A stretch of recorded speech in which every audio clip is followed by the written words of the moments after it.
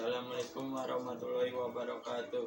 Perkenalkan, nama saya Batara Indra, kelas 11 MPLB. Saya akan mewawancarai proses produksi ketupat sayur.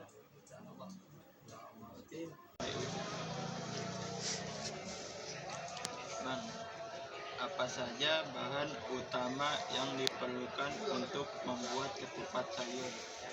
Untuk bahan utama sendiri untuk membuat ketupat sayur Betawi, yang pertama daun kelapa, yang kedua pepaya, yang ketiga kacang panjang, yang keempat daun salam, yang kelima lengkuas. Sudah. Langkah pertama membuat ketupat sayur, itu proses pembuatan ketupat sayur bagaimana? Untuk pembuatan prosesnya, untuk membuat ketupat, yang pertama satu daun kelapanya itu dianyam, yang kedua kita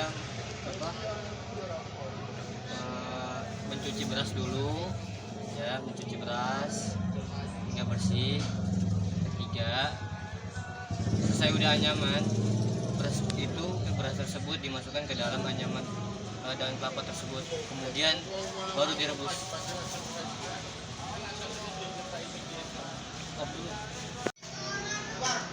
Apa jenis beras yang digunakan untuk membuat ketupat?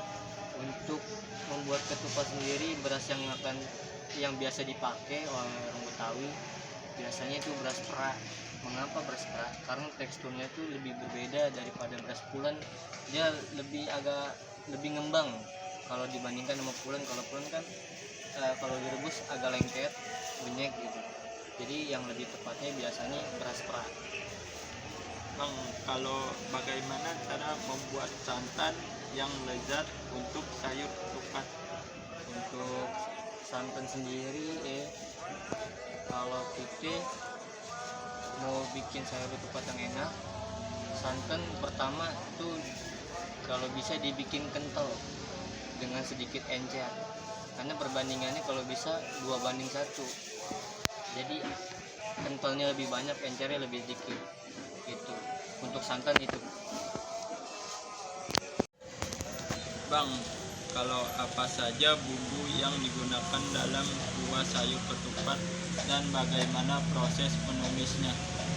Untuk bumbu ketupat sayur sendiri, yang pertama adalah udang rebon, ebi, kacang tanah, kemiri, terus ada cabai.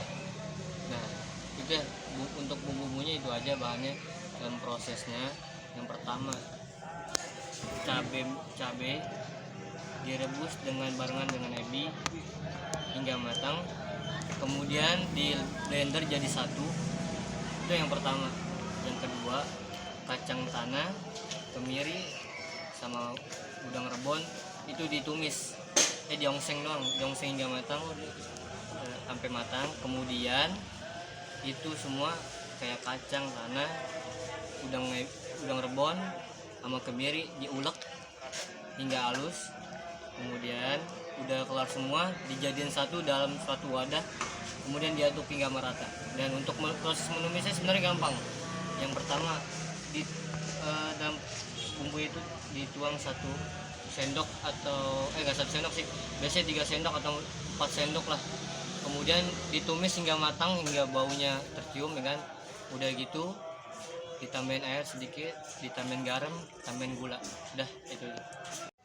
Bang, kalau berapa lama proses perebusan ketupat yang ideal dan bagaimana cara mengecek apakah ketupat sudah matang sempurna? Untuk proses rebusan ketupat sendiri biasanya paling idealnya itu 3 jam. Paling lama 3 jam. Dan untuk proses pengecekan pematangannya itu biasanya kita lihat aja dari kita rebus hampir 3 jam, kita lihat dia matang apa belumnya itu kita lihat dari warna kulitnya. Kalau dia makin coklat itu tandanya udah matang aja. Udah gitu. Bang, kalau mengapa penting untuk menggunakan daun pandan atau daun pisang saat merebus ketupat? Nah, untuk saya sendiri lebih nggak ke daun pisang atau daun pandan. Biasanya kalau saya sendiri tuh biasanya pakai daun kelapa biar lebih apa ya, lebih gede, dia lebih enak lah. Kalau biasa orang Betawi tuh biasanya emang orang Betawi kan orang dari daun kelapa kan. Itu aja sih alasan.